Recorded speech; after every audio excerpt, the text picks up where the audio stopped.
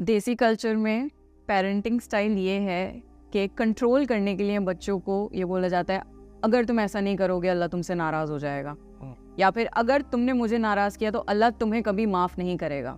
از دس parenting style okay? اگر انسان کی ناراضگی سے اللہ کی ناراضگی جڑی ہوتی تو ہم سارے جہنم میں جا رہے ہوتے, کیونکہ ایک دن آج آپ کے پیرنٹس ناراض ہیں اس کا مطلب اللہ ناراض ہے, کل آپ پیرنٹ ہوگے آپ ناراض ہوگے تو آپ کا بچہ جہنم میں جائے گا.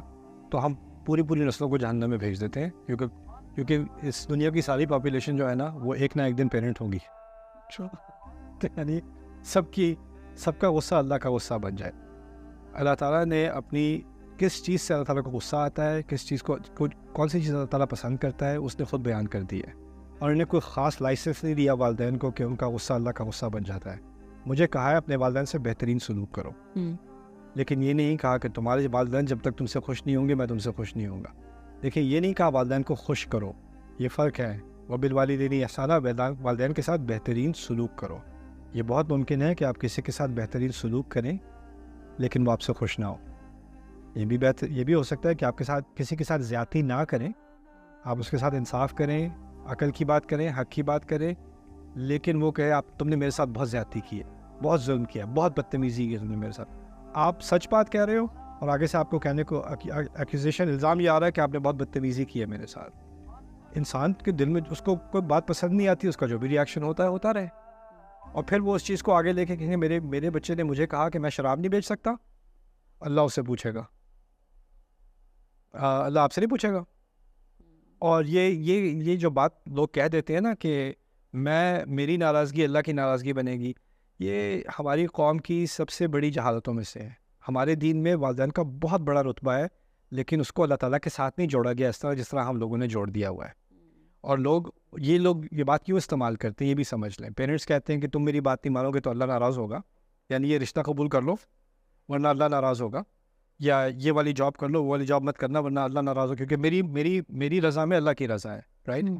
ان معاملات میں پیرنٹس نے جو اپنے ساتھ اللہ تعالیٰ کو جوڑا ہوا ہے نا, یہ میرے نزدیک شرک کی ایک قسم ہے, اور یہ بہت بڑا گناہ ہے, اور یہ بہت بڑا ظلم بھی ہے. کیونکہ جس دائرے کو اللہ نے انسان کے لیے حلال کیا ہے نا, اس کو کوئی والد, کوئی چچا, کوئی اور آ کے اس کو حرام نہیں کر سکتا. اور جس چیز کو حرام کیا ہے کوئی رشتہ دار آ کے اس کو حلال نہیں کر سکتا. تو جو چیز میرے لیے, جس چیز سے اللہ ناراض نہیں ہے, اس کے اگر میں وہ کر رہا ہوں تو کوئی اور ناراض ہوتا رہے, مجھے اس سے کیا, مجھے اس سے کوئی اس کا اثر نہیں ہونا چاہیے میرے اوپر. تو یہ میں والدین سے بغاوت کی بات نہیں کر رہا, لیکن والدین نے جو اپنے آپ کو ایک نیا بت بنا لیا ہے نا ہمارے کلچرز میں, یہ ایک بہت ایکسٹریم تک بات چلی گئی ہے. ایک ایکسٹریم ویسٹ میں ہے کہ والدین کو نرسنگ ہومز میں ڈال دو, ان کا کوئی لحاظ ہی نہیں ہے. اور دوسری طرف یہ کہ ان کو سجدہ تو ہم پانچ وقت جو ہے وہ اللہ کو کرتے ہیں, لیکن جو سائیکولوجیکلی سجدہ ہے وہ ہم اپنے والدین کو کر رہے ہیں.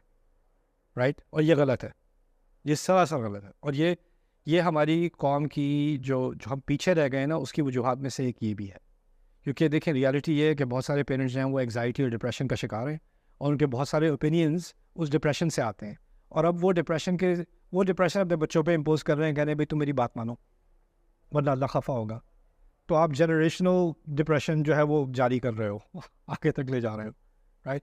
اور اس چکر میں صرف اسی لیے نئی نسل پھنستی ہے کہ نئی نسل کو خود نہ پیرنٹس کو اپنا دین پتہ تھا, نہ بچوں کو اپنا دین پتہ ہے. جب دین نہ پتہ ہو تو آپ کو نہیں پتہ ہوگا نا کہ آپ کے حق کیا ہیں اور آپ کی ذمہ داری کیا ہے, ہر ایک کا دائرہ کتنا بڑا ہے کتنا چھوٹا ہے, آپ کو تو نہیں پتہ ہوگا.